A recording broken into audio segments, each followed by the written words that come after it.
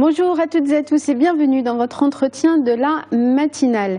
La colère des architectes. Ils sont en ce moment mobilisés contre la loi 66-12, un nouveau texte juridique qui a été adopté le 3 août dernier et qui est paru au bulletin officiel le 19 septembre.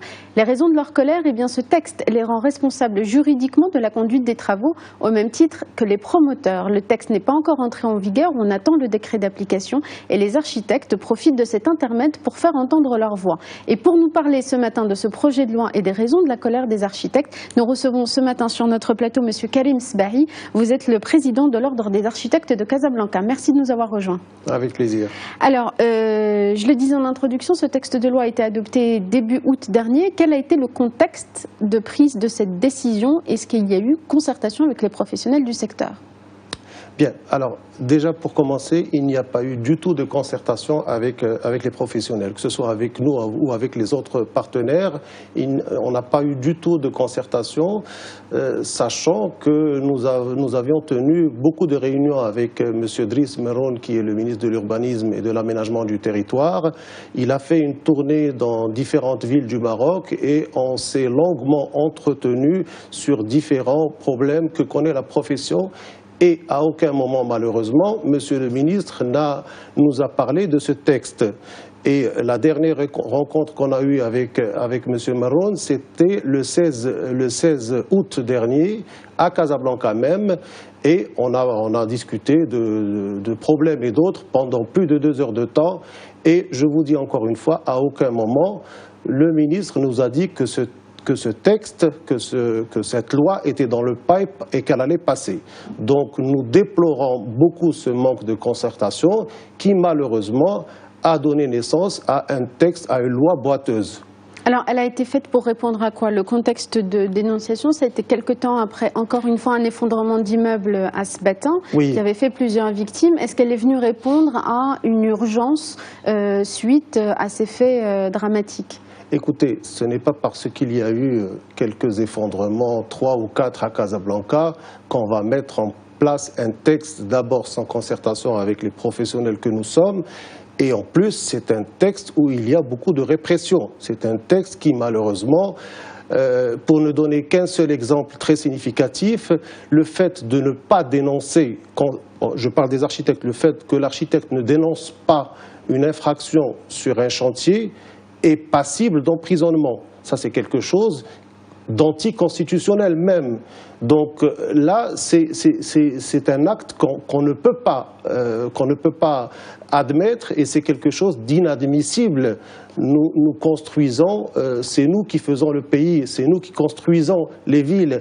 On ne peut pas venir et inculper l'architecte de la même manière que celui qui fait l'infraction. Et donc, d'abord, l'infraction, il faut la définir parce qu'il y a différents types d'infractions et on ne peut pas incriminer l'architecte et le rendre passible de prison parce qu'il n'a pas dénoncé quelque chose dans les 48 heures ou dans les 84 heures. Pardon. Alors, la disposition de cette loi, pour être clair, donc il y a cette sanction si on ne dénonce pas une infraction contestée, mais elle responsabilise, je crois, aussi l'architecte au même titre que le promoteur ou le bureau d'études chargé de faire des travaux. Oui, tout à fait. Déjà, sur un chantier, nous sommes plusieurs intervenants. Il y a l'architecte, il y a le maître d'ouvrage, il y a l'entrepreneur, il y a le bureau d'études, il y a le laboratoire, et chacun a sa part de responsabilité. Au fait, dans la 1689, les choses sont déjà claires pour nous. On n'avait pas besoin d'une loi supplémentaire pour venir mettre en péril la liberté des architectes et notamment concernant l'article 78 de la loi 66-12. Donc, en fait, c'est, à mon sens, et je parle au nom des architectes de la région du Centre, c'est une loi qui a été faite dans la précipitation pour, soi-disant, mettre fin aux infractions que connaît le secteur et au fait, on passe à côté de la réalité. Parce que l'autoconstruction, excusez-moi, l'autoconstruction présente beaucoup de problèmes. Il y a beaucoup d'informels dans l'autoconstruction. Il y a beaucoup de projets d'État même qui se font sans autorisation. Donc si on devait respecter à la lettre cette loi, les premiers à mettre en cause, c'est déjà les différents ministères qui construisent sans autorisation. Donc avant de faire une loi, il faut d'abord se concerter avec les professionnels et avoir un dialogue franc et ne pas faire les choses à huis clos au risque de mettre en péril la liberté qui est fondamentale des architectes. Alors, dans les dispositifs précédents, vous avez évoqué ce qui existait avant et qui définissait déjà très clairement les responsabilités entre les différents acteurs qui interviennent sur les constructions. C'était quoi cette définition des responsabilités avant et du coup, qu'est-ce qui change aujourd'hui avec ce texte? Non, ce qui change aujourd'hui avec ce texte est très clair.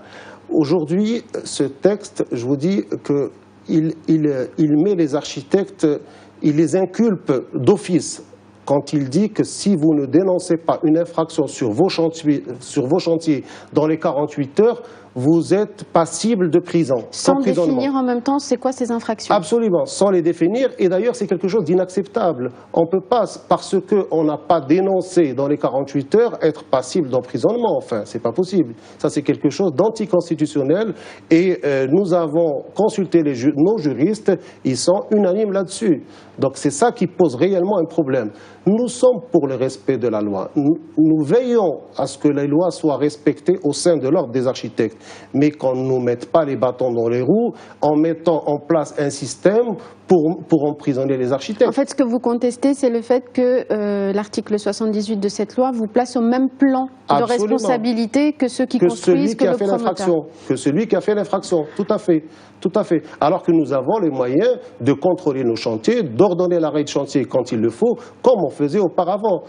L'administration n'a pas besoin d'un nouveau texte pour, soi-disant, veiller sur le respect des lois. Le ministre, quand il était invité chez vous, il a dit qu'avant, la responsabilité était diluée entre les différents intervenants.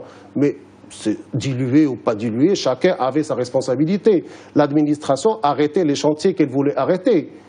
L'administration donnait des instructions claires et nettes aux agents d'autorité pour aller sur les chantiers et contrôler quand ils voulaient contrôler. Donc ça dépend de la volonté de chaque administration à faire respecter la loi. On n'a pas besoin d'une loi supplémentaire, soi-disant, pour verrouiller davantage le système.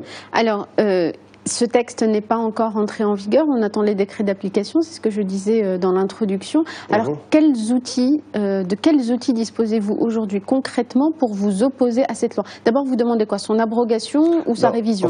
En fait, nous, ce n'est pas les décrets d'application qui vont arranger cette loi, arranger entre guillemets. Nous, ce qu'on demande, c'est l'amendement de la loi. C'est l'amendement de certains articles qui posent réellement problème, et notamment l'article 78. En fait, cette loi a été faite dans la précipitation, tout le monde le sait, parce qu'elle est passée au mois d'août. Vous savez que le mois d'août, la plupart des gens sont en congé. Et voilà, donc je passe les détails. Maintenant, ce qu'on veut, nous, c'est qu'il y ait un réel dialogue avec nous pour amender correctement cette loi, parce qu'on ne peut pas la corriger avec des décrets d'application. Cette loi est très mal faite. Il y a des choses qui sont anticonstitutionnelles dans certains articles de cette loi et il va falloir très rapidement corriger ça. Est-ce que les autres professionnels du secteur, en plus des architectes, sont aussi mobilisés pour demander cet amendement de la loi? Quelle a été leur réaction à eux? Bien entendu. Écoutez, ils sont mobilisés au même titre que nous, aussi bien la Fédération nationale des promoteurs immobiliers que l'Ordre national des ingénieurs topographes. Pareil pour l'association des ingénieurs. Donc ils sont tous conscients du risque que nous prenons en appliquant cette loi.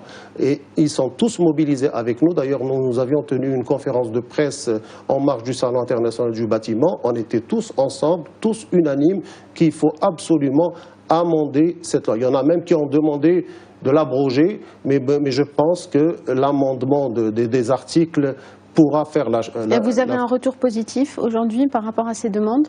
Écoutez, nous sommes en train de préparer un mémorandum que nous allons soumettre au chef du gouvernement, également au ministre de la Justice et des Libertés, et j'espère qu'on aura un retour assez rapidement. Pareil pour le secrétariat général du gouvernement, le même mémorandum sera transmis aux trois différentes institutions.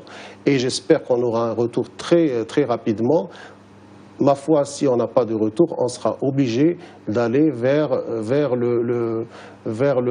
Sa Majesté via le cabinet royal. Alors, il nous reste 2 petites minutes. On a parlé de cette loi. Plus largement, pour avoir un dernier mot et une vue d'ensemble sur la situation du secteur aujourd'hui. Alors, la situation du secteur aujourd'hui, déjà, il faut savoir que les architectes ont du mal à faire autoriser les projets. C'est réellement un calvaire pour nous de courir derrière les autorisations de construire qui, des fois, prennent plus de 5 mois pour avoir une autorisation. C'est énorme, c'est un réel combat que nous menons tous les jours avec toute la bonne volonté de l'administration. Mais le problème reste posé.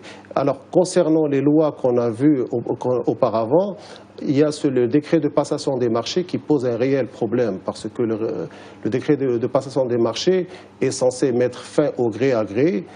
Malheureusement, dans les différentes consultations, il y a encore ce manque de transparence qui est encore présent. Le gré à gré a été maquillé par d'autres pratiques et il va falloir qu'on revoie aussi ce texte qui pose beaucoup de problèmes. Donc la mobilisation est beaucoup plus large que sur cette simple loi. Absolument, tout à fait. Merci beaucoup, Monsieur Sberry, d'avoir été avec nous ce matin. Merci à vous toutes et à vous tous de nous avoir suivis. Restez sur Médien TV dans un instant, la suite des programmes. Bonne journée à tous.